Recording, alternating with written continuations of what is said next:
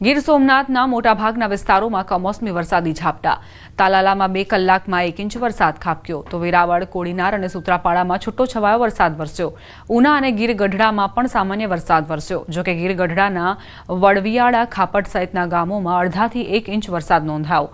સતત કમોસમી વરસાદી માહોલથી ખેડૂતો પરેશાન. ગીર સોમનાથમાં ભારે ગરમી અને ઉકળાટ વચ્ચે કેટલાક વિસ્તારોમાં વરસાદ નોંધાયો. વડનગર, અરણેજ, કાંટાળા સહિતના ગામડાઓ પ્રભાવિત થયા. વરસાદથી ગરમીથી લોકોને રાહત જરૂર મળી છે, પરંતુ બીજી તરફ જગતનો તાત પરેશાન થયો છે.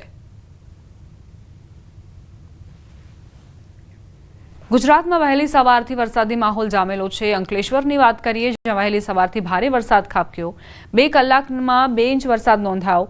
રોડ રસ્તા પર વરસાદી પાણી ફરી વળ્યા હતા.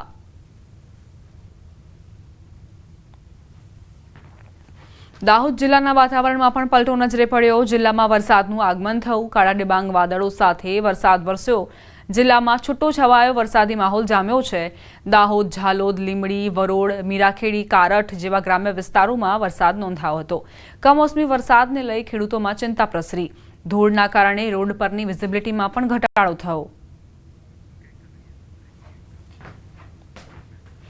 સમાચાર જૂનાગઢથી પ્રાપ્ત થઈ રહ્યા છે. વરસાદમાં કેરીને ભારે નુકસાન પહોંચ્યું છે. માર્કેટિંગ યાર્ડમાં કેરીના બોક્સ પલળ્યા. હરાજી માટે આવેલી કેરીને નુકસાન થયું. કેરીના 17,000 બોક્સ પલળી ગયા.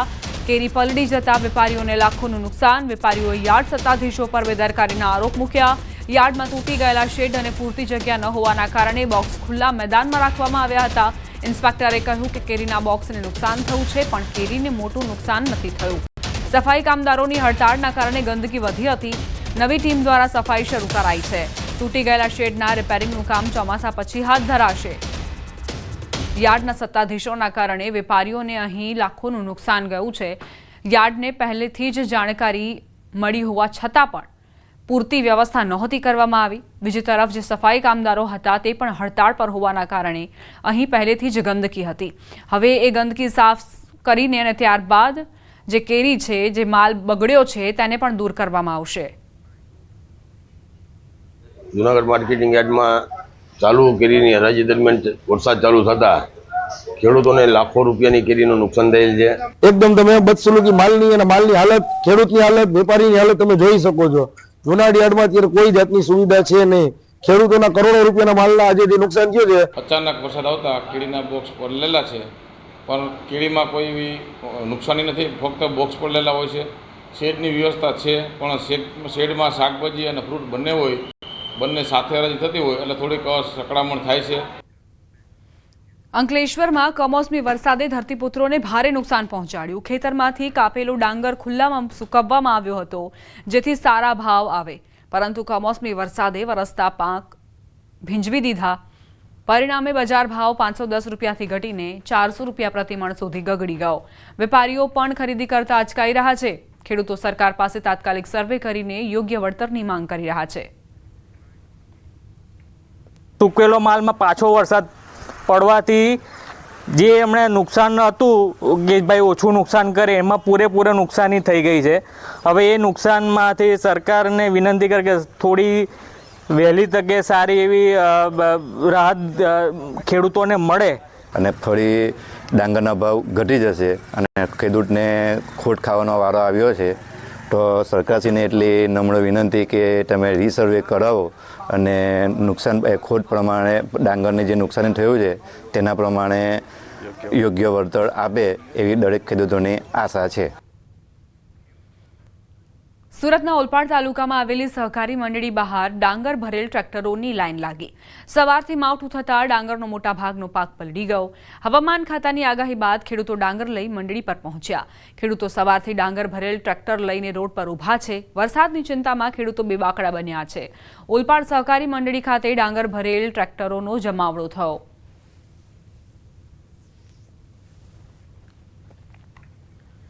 તેજ પવન સાથે ખાબકેલા વરસાદે ખેડૂતોના જીવ અદ્ધર કર્યા. સુરતના ભેંસાણના કુકણી ગામમાં ડાંગરના પાકને નુકસાની પહોંચી. ખેતરોમાં સુકાવા મૂકેલો ડાંગર પલળ્યો. મોટા પ્રમાણમાં ડાંગરના પાકને નુકસાન પહોંચ્યું. ખેતરોમાં સુકાવા મૂકેલા ડાંગર પાણીમાં ગરકાવ. પાવડા વડે ડાંગરના પાકને ભરીને સુકાવવાનો ફરી પ્રયાસ કરાઈ રહ્યો છે. પાકમાં સડો લાગવાની ખેડૂતોએ ચિંતા વ્યક્ત કરી.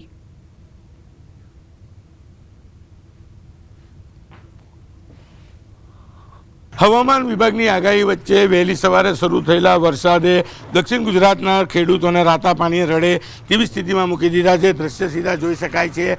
ઓલપાડ જિલ્લાનું કુકણી ગામ છે કે આ ગામમાં તમામ માલ તૈયાર હતો, ખેતરમાં તૈયાર હતો અને આજે યાર્ડમાં પહોંચે પહેલાં જ વહેલી સવારે શરૂ થયેલા વરસાદે તમામ માલ ભીનો કરી નાખ્યો છે, જેને લઈને ખેડૂતોને મોટા પ્રમાણમાં નુકસાનની વેઠવાની વારી આવી છે. એટલી હદે વરસાદ પડ્યો કે પાકને તો નુકસાન છે, સાથે સાથે ખેતરોમાં એટલું પાણી ભરાઈ ગયું છે કે હવે તૈયાર પાકને બહાર કાઢવા માટે ખેડૂતોને ખૂબ જ મહેનત કરવી પડી રહી છે. દ્રશ્ય ઘણું બધું કહી જાય છે. દક્ષિણ ગુજરાત અને ખાસ કરીને ઓલપાડ જિલ્લાના 20 કરતાં વધુ ગામોમાં ક્યાંક માલ કટિંગ થઈ ખેતરની અંદર હતો તો ક્યાંક ખેતરની બહાર ભેજ કાઢવા માટે સૂકવેલો માલ હતો અને વરસાદ પડતા તમામ માલ પલળી ગયો છે. એટલે કે મોટા પ્રમાણમાં ખેડૂતોને નુકસાન છે.